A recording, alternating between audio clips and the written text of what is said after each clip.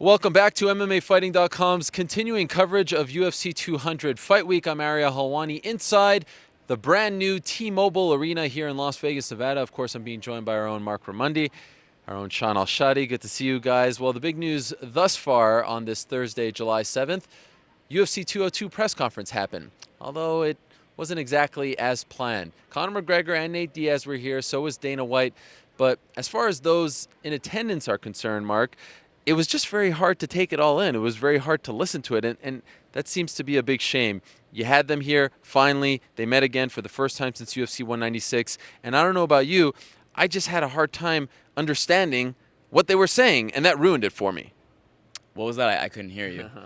Sorry, that's actually the entire press conference for Nate Diaz. I don't think he actually said anything more than one sentence long because he legitimately could not hear what media was asking him, what Dana White was saying, what Conor McGregor was saying. And if you're going to have a press conference with Conor McGregor and Nate Diaz, they kind of need to hear each other to go back and forth. There was none of that, and I think it was a complete disaster for the UFC. Don't have the audio working.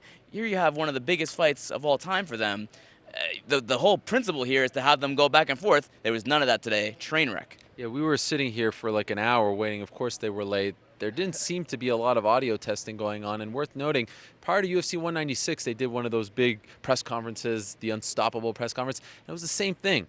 That was at the MGM, but it was the same thing. Couldn't hear what anyone was saying. Now, you could hear some of the things that Conor was saying. He was a lot more audible, I guess, than Nate. I thought that it was interesting. There were no pleasantries. I even asked him a question about, hey, you guys have this unspoken bond, and he just went right back. What did you make of, Conor? This was his big, return in front of a lot of his own people. What did you make of Conor here today? It was interesting. Nate Diaz almost talked more on Twitter than he did on this right. one. But it seemed like Conor handled it well. It is difficult because, again, it seemed like in the lower bowl, nobody down here could hear it, and then everyone in the stands could hear it. So at least the fans were very receptive to Conor. You had a big Irish contingent here. He got a very big cheer, and they actually had some ole going. It was kind of business as usual, right? Like since there was no back and forth, there was no real he didn't get pushed into a corner, so he was kind of able to be very articulate, say what he wanted to say. He spoke a little bit about Jon Jones. He spoke a little bit about the rematch and now training specifically for Nate. He came off very well, but I do wonder how different it would have been had Nate been able to challenge him a little bit, because it seemed like Nate pretty much gave up within the first 10 minutes of this. If I can't deal with it. If not less, right? Yeah. If not less. Two things that I thought were interesting from Conor. He said that 202 is the real 200. And he also said that the reason why people are talking about the UFC being sold for $4.2 billion is because of me. Let me ask you about that first comment. Do you think now, with everything that's happened with Jon Jones, that 202 will sell more pay-per-views than 200? Oh, I think UFC 202 is going to sell more pay-per-views than UFC 200, regardless of what happened with Jon Jones. Even if the main event stayed intact, I really thought that the McGregor-Diaz rematch would sell more pay-per-views. I think that UFC 196 was probably going to still sell more pay-per-views than UFC 200 would. Now, even more so, because now Jon Jones-Cormier, that rivalry is gone off the card. McGregor will be the pay-per-view king, continue to be that guy for at least for the summer.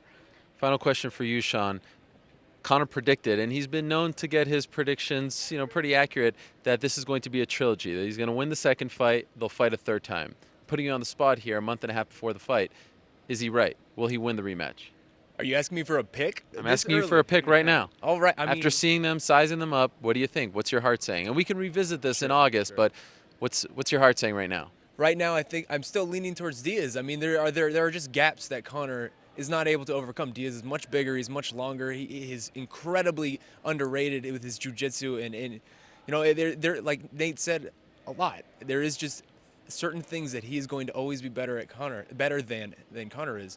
I don't know how Conor can overcome that, and I mean, again, this is early though. We're talking about this 2 months ahead of time. Less than 2 months. Yeah, I guess almost 5 weeks. Yeah. I mean, it's not that far away. Your pick.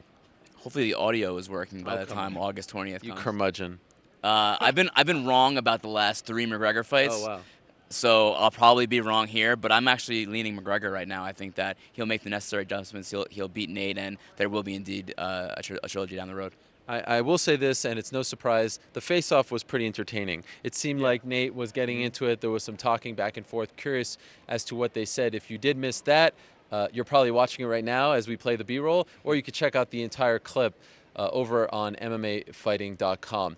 We'll take a break now. We're off to the MGM Grand for the Ultimate Fighter finale. It's Ioana Jędrzejczyk defending her UFC strawweight title against Claudia Gadelha. Actual fights are happening. No, it's not. It's It's not. How about that? I totally forgot. You see that? There's so much craziness that I messed that up. It's Rafael dos Anjos versus Eddie Alvarez for the lightweight title. Can you believe this? Wow. We just had the weigh-ins. Look at this. It's only Thursday, Helwani. It's Thursday. It's only We've Thursday. had. Get it Let me see if I can. We've had 2 open workouts, 3 press conferences, a canceled main event. What else? All this stuff has happened, and not one fight as of Thursday afternoon. That's going to change in a matter of moments. Rafael dos Anjos versus Eddie Alvarez for the lightweight title on Fight Pass. The strawweight thing is happening tomorrow. We'll talk before then. For now, we say goodbye. We'll see you in a few hours.